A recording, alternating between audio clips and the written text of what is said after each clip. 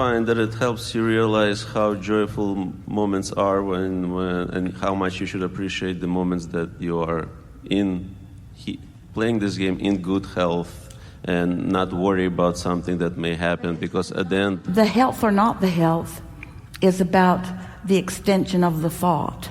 It starts with the thought. The thought is the vibrational frequency. Your inner being has a frequency on a subject. You have a frequency on a subject. And the better blended they are, the more thriving you do. And how do you know you're thriving? You feel fantastic.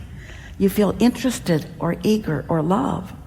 So we have some questions for you, because you have a pretty good handle on this, but you're screwed up in some ways about it too. So we were just going to ask you some questions so that you can work the bugs out of the insecurities and flawed premises that you have so many of. All right? I don't know. I'm perfect. I don't know what you're talking about. So let's say that you witnessed something, you saw it on television, and it made you mad. So in that moment, you have separated is too strong a word, but you have really set up a vibration of resistance which doesn't allow the flowing of clarity and love to you that is natural to you and that is always flowing to you. By your attention to that unwanted whatever it is, you've pinched yourself off from your own thriving and from your source energy's understanding of what's going on.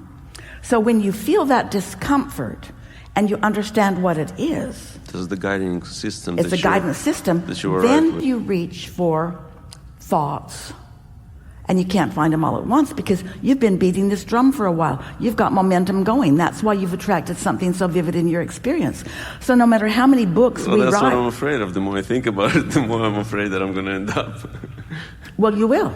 Right. In other That's words, why I want to stop thinking about it. That's why I came here. But you can't stop thinking about something, Right. and you can't stop talking either.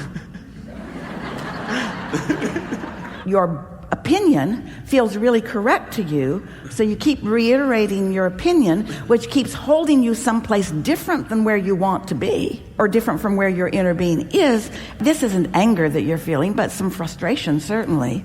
Some being misunderstood. You're not being misunderstood. You are a very typical physical being who is experiencing life the way almost all do, who really wants to be, for the most part, in concert with your inner being, who finds it challenging giving everything that there is for you to focus upon. So what we're wanting to do here is to activate within you two awarenesses. My inner being exists, and my inner being is happy. And if I find that wavelength, I too will be happy. And that's the game. Right. But that's the game I play every day. If I wake up, I'm like, what can I be happy about today? And I go through my day, I'm very happy. I'm always But you didn't come all the way from the back of the room up here and talk to us. That's the only thing that was holding you back. Oh, well, you... I figured everything else out. That one thing can prevent you from the only thing you care about. Forever. That one thing. That one thing, because as it's stuck in your vibrational craw, so to speak, you don't have a craw, really. You don't have a craw. When Esther was really little, her uncle said, come here, I'm going to cut out your craw. He got his pocket knife out. And Esther thought, this doesn't seem good. And then her mother said, don't worry, you don't have a craw. She said, it still doesn't seem good. Seems like he's after me about something. You don't have a craw. We say vibrational craw because it's stuck in there somewhere. It's stuck in there. It's this pattern of thought that you keep repeating. And you're even bold enough to repeat it to infinite intelligence. That's how sure you are about this, you see. Keep interrupting us.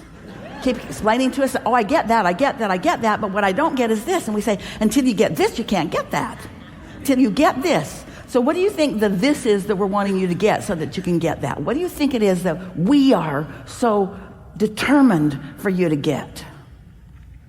Well, just focus on the on what's good, what's now, what's the game. That's really fluffy, isn't it? Just do that. Just do this. Just do that. Now get out. And understand just that go. You've got it. Go do that. Always will work out. Everything will happen the way it should. Go do that. Right? Go do that. But how are you going to do that? Esther's been at this for a long, long time, and she got sideswiped. She got blindsided by being in a moment and not having prepared herself as she stepped into it. So then the mix of stuff that happened in it caused a smoke screen. It blindsided her. She didn't see it coming. And then you know what happened? Then she reacted. She didn't act with her source. She reacted to what she didn't want, which activated it further. And that's the part of the game that nobody wants to live, but almost every human is living. Because you become reactors to this and that and this and that and this and that and this and that. You made me feel that way. I didn't feel that way until this happened, but now this has happened and you made me feel this way. So I'm giving all of my power to you, who I can't control, who clearly doesn't love me the way I would like you to love me, or you would not have done that to me. Until you take ownership, this is what we want you to hear. And as you hear this, we'll talk about it all day long today. It's attraction, attraction, attraction. It's attraction, attraction, attraction. It's attraction. So when you see somebody else live something that you don't want to live, and you feel vulnerable because they attracted something that you don't want to live, what are you going to do about that? Keep observing it? Keep keeping score of it? Keep it active in your vibration? Or are you going to say, wait, I think I heard something from Abraham. I think I heard Abraham say, you did, but I think that what Abraham meant was, when I feel negative emotion, that means my inner being's bias, perspective, opinion, my source energy, perspective, opinion, is different from mine. When I say different from mine, wait. By mine. Negative emotion always means my opinion is different than my inner being's 100% of the time. So our question to you is, and everybody, to Esther, why are you arguing for something that you can feel is off kilter?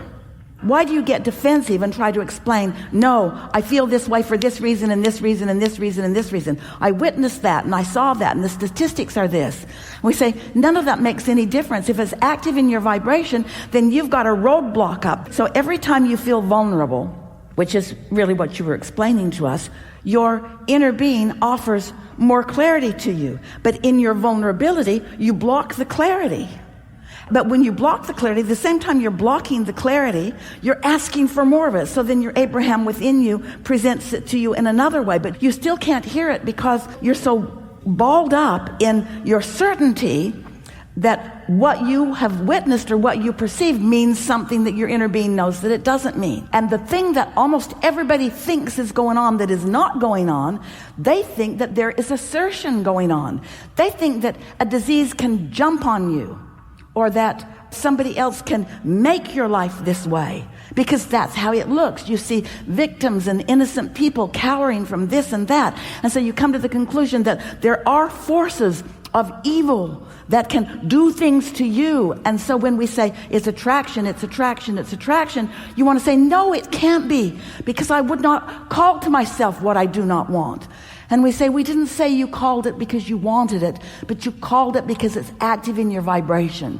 And you are told by your guidance system that it is active in your vibration by every moment of negative emotion that you feel. That's what your guidance system is telling you. So then you say, oh, well, that's easier said than done. What is it, friends? We're so pleased to visit with you because you represent something that's really rampant in almost everybody. What makes you so stubbornly, we love you so much, what makes you so stubbornly sure about things that feel terrible when you think about them? What makes you think that defensiveness is going to get you anywhere? Are you looking around at what's going on? This one's defensive, then this one punches harder, then this one punches harder, then this one punches harder, and then this one punches harder. And pretty soon, there's no clear place to stand because everybody's just punching at somebody. Defensiveness does not work. When you defend against what you do not want, you practice the vibration of it and attract it to you and attract it to you and attract it to you and attract it to you and attract it to you. So these are very strong words. As we offer with more clarity, Esther gets louder and louder in her translation of it. But you finally have to accept that every time I feel negative emotion, there's something for me to understand about the negative emotion. And always at the basis of that understanding is my inner being is not in agreement. I feel vulnerable. My inner being doesn't see me as vulnerable. I feel unworthy. My inner being does not see me as unworthy. I feel not good at living of life. My inner being does not see me not good at living at life. I see injustice in the world. My inner being does not see injustice in the world. My inner being sees the world unfolding as everyone agreed that it would, that everyone would come with the differences that they are, and everyone would attract to themselves.